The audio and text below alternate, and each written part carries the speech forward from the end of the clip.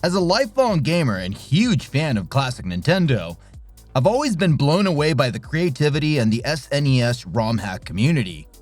These fan-made reimaginings take beloved Super Nintendo classics and transform them with new levels, storylines, challenges, and mechanics that feel just as good, or even better, than the originals. Whether it's a total overhaul or a clever twist on a familiar favorite, these ROM hacks prove that the SNES still has surprises in store. Today, I'm hyped to share the 15 absolute best SNES ROM hacks ever created. All worth your time and a must-play for true fans. Let's get straight to our first game in the list, and don't forget to like the video if any game that you've already played comes up. The Legend of Zelda Parallel Worlds. So, The Legend of Zelda Parallel Worlds is like a Link to the Past on steroids. This isn't just a reskin or palette swap, it's a total reimagining of Hyrule. The world map is completely redesigned, dungeons are trickier and smarter, and the overall difficulty gets amped up in all the right ways. That sense of exploration is still there, but every corner feels fresh with secrets and puzzles that demand your attention. Fans often rave that it feels like playing a whole new Zelda game rather than a mod. And honestly, it delivers. The way Parallel Worlds challenges you without being unfair is what makes it stand out. You don't breeze through rooms like in the original. You earn your progress. It's the perfect hack for anyone who beat the original a dozen times and needs a new kind of adventure. Yoshi's Strange Quest. I'll admit, when I first saw Yoshi's Strange Quest, I thought it was just another SMW hack with weird level names. But no, this thing goes deep. It's got this surreal charm where levels twist in unexpected ways. Enemies show up in places they shouldn't, and the whole vibe feels like a dream you once had about Mario World but couldn't explain. You're still doing that classic run and jump rhythm, but the level design constantly surprises you. From bizarre platform layouts to hidden puzzles that had me muttering to myself, "Wait, what was that?" And guys, there's way more content here than I expected. Tons of levels with creative themes you'd never see in the original. It feels like someone took Yoshi's world and gave it a totally new personality. Weird, wild, and genuinely fun. Super Metroid Ascent. If you think Super Metroid is already tight, Super Metroid Ascent will humble you. I dove in expecting familiar caves, but boom! It throws you into tracks that feel like they were designed by someone who lives inside the original game's code. Rooms connect in ways that twist everything you thought you knew about Metroidvania progression, and the puzzles demand way more thinking than the vanilla version. I had moments where I thought I was good at Super Metroid, then Ascent laughed at my face. And yet, there's something addictive about it. Every time I died, I learned a piece of a bigger puzzle and felt that rush of, "Oh, now I get it." It's the perfect step up if the original Super Metroid ever felt too familiar. Challenging, clever, and totally worth the time if you want a fresh take on Samus's world. Alien 3 Assembly Cut. Okay, so full transparency. Alien 3 Assembly Cut isn't perfect or complete, but it's such a cool rework that I had to include it. What the hacker did here is take the original Alien 3 platformer and add extra battles, remap rooms so old guides no longer work, and even sprinkle in some optional challenges that are legitimately rewarding when you conquer them. It's not just the same game with a new coat of paint. It feels alive. You'll see new areas emerge, enemies behave a little differently, and the entire pacing feels fresher than the slightly clunky original. Sure, it's a bit rough around the edges, and it doesn't claim to be a total gold remake, but it shows real ambition.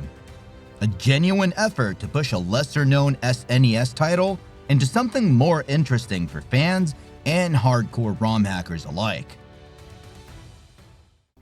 New Super Mario World 2, Around the World.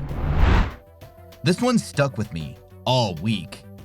New Super Mario World 2 takes the classic SMW engine and expands it into a whole sequel-like experience with 16 worlds and roughly 90 levels that feel thoughtfully designed and challenging.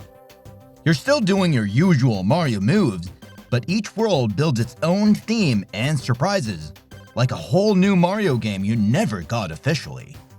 I found myself hunting secret exits, exploring hidden paths, and leveling up my playstyle more than I have in years with the original.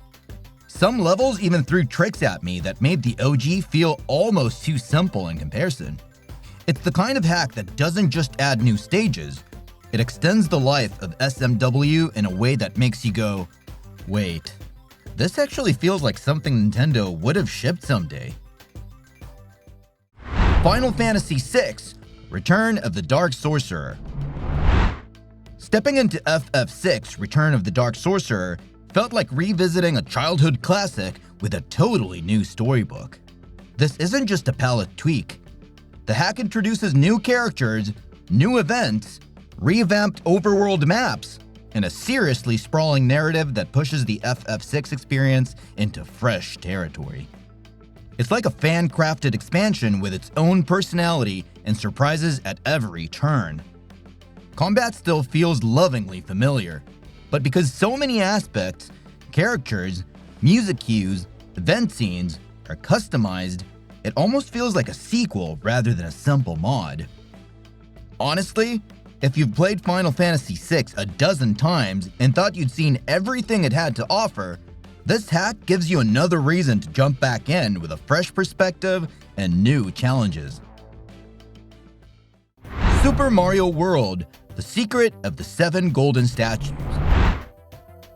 So about this one, I thought it was just another SMW story hack, but it actually surprised me. Right away, the way that levels shift and the narrative pushes you toward finding hidden golden statues gives it this treasure hunt energy that the original world doesn't quite have. It's not only about getting from start to goal anymore, it's about exploring, questioning where each secret might be, and celebrating when you find a cleverly hidden room or puzzle. Every world has its own twists and custom boss moments, so you're constantly adjusting how you approach the game. It changes the pacing from run and jump to a run and think, and that's exactly why it stood out to me. Even if you grew up on Super Mario World, this hack makes the familiar feel exciting again. Oh no! More zombies ate my neighbors. I think most of us remember the original Zombies Ate My Neighbors as that wild couch co-op chaos. But oh no, More Zombies Ate My Neighbors cranks that energy up. This hack gives you fresh levels packed with even crazier enemy placements, bigger hordes, and tighter spaces that force you to think on your feet. Whereas the original was a silly romp through monster-filled neighborhoods, this version feels like someone took that wacky formula and said, let's see what happens when the apocalypse gets, like, personal. I found myself ducking through rooms, grabbing power-ups like my life depended on it, and laughing at the sheer insanity of monster rushes that made the original threats feel almost tame by comparison. It's a ROM hack that captures the spirit of the original, but turns the dial up to 11. Super SpongeBob Kart. I finally checked out Super SpongeBob Kart, and let me be honest, it's goofy, it's chaotic, and it's exactly what you want when SNES racing meets Bikini Bottom. This hack of Super Mario Kart swaps in SpongeBob characters, zany tracks inspired by the cartoon world, and pretty wild visuals that make every lap feel like a nostalgia-infused joyride. I found myself trying to drift around Jellyfish Field, dodging absurd obstacles that wouldn't feel out of place in a SpongeBob episode, and grinning every time I saw a character animation I recognized from the show. It's not trying to reinvent the wheel, it's just making it way more fun by dropping your favorite sea sponges into the karting chaos. Whether you're racing alone or with friends, this one turns the classic SNES kart experience into a beachside silliness fest.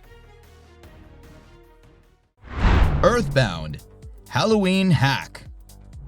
Guys, Earthbound fans are weirdly passionate about this one, and not always for the reasons you'd think.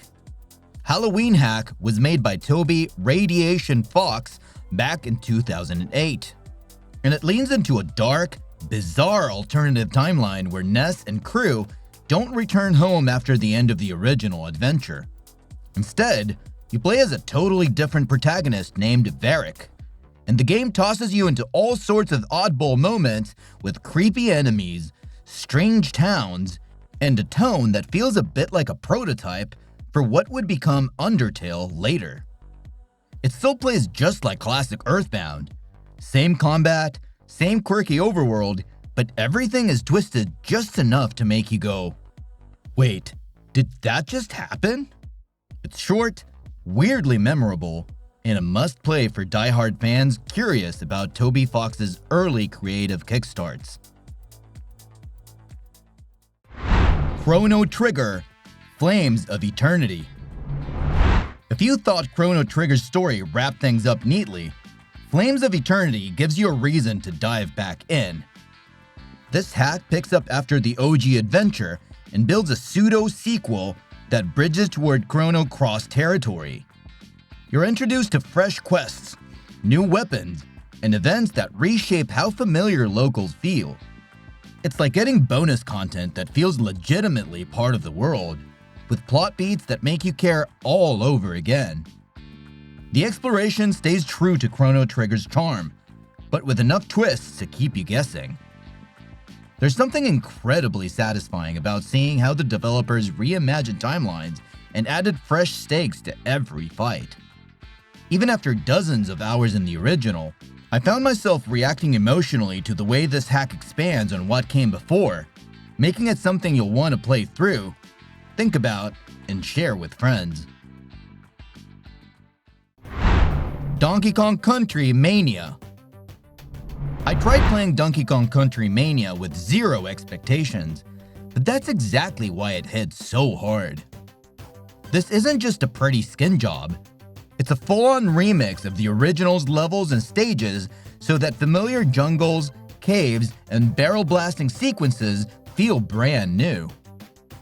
Every world has fresh hazards and tighter platforming that keep you on your toes in ways the original didn't. I constantly found myself gasping, laughing, or just saying, "Whoa, okay?" out loud as I figured out how to navigate redesigned stages that cleverly shift enemy placements, timing windows, and hidden secrets. It's like Donkey Kong Country learned some new tricks and thought, let's challenge the player, but keep it fair. That balance of nostalgia and innovation is why this hack feels worth your time, whether you grew up with the original or just want something new with an old friend. Hyper Street Kart. Honestly, Hyper Street Kart hits that perfect spot where nostalgia meets a complete flavor swap. This is a hack of Super Mario Kart that replaces all 8 original drivers with iconic fighters from Street Fighter 2, and reworks tracks to match the feel. When I first raced as Ryu down courses that now had punchy vibes and cool new character sprites, it felt like someone mixed 2 of my favorite childhood franchises into one chaotic battle on wheels. Every race feels wild because the dynamics shift when characters have exaggerated personalities and visuals that totally don't belong in Mario's Mushroom Kingdom. And that's the fun of it. If you've ever wondered what it'd be like to see Chun-Li drifting in a cart, or Guile doing somersaults off a ramp, this hack nails that goofy crossover wish fulfillment perfectly. Mario is Missing, done right. You know how the original Mario is Missing was kind of educational and weird? Well, Mario is Missing, done right, takes that weird educational premise and flips it into something that actually feels fun. Instead of just clicking through boring facts, this hack turns the whole concept into a proper Mario platforming adventure with updated mechanics that actually feel tight and responsive. I found myself exploring cities, dodging enemies, and collecting items with a sense of purpose. Like, wait, this feels good to play. That's a huge upgrade from the original's awkward pacing. The pacing is smoother, the levels feel intentional, and it finally scratches that itch of, what if Mario took this goofy idea and made it legit? It's a surprise gem that turns a flop into an enjoyable experience. BS F-Zero Deluxe. I saved one of the coolest for last. BS F-Zero Deluxe does something truly next level. It recovers and incorporates lost tracks from the old Satellaview F-Zero broadcasts right into the main game, so you get brand new courses that feel both nostalgic and fresh. There are leagues with new circuits like Mute City 4, Forest Series, and Sandstorm challenges that push your reflexes in ways the original never did. And the added vehicles, they handle differently too. So every race feels like a new discovery.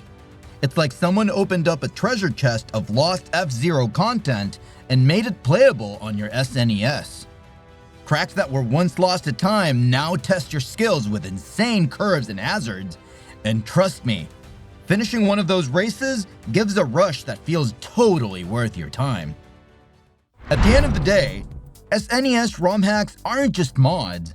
They're fan-made tributes that breathe fresh life into classic games we grew up with. From totally new levels to expanded stories, clever redesigns, or wild crossover concepts. These projects keep the spirit of retro gaming alive while offering experiences even seasoned players haven't seen before. ROM hacking lets creativity flourish and keeps old consoles relevant long after official support has faded. Let me know in the comments which one is your pick from this list. Thanks for watching, everyone.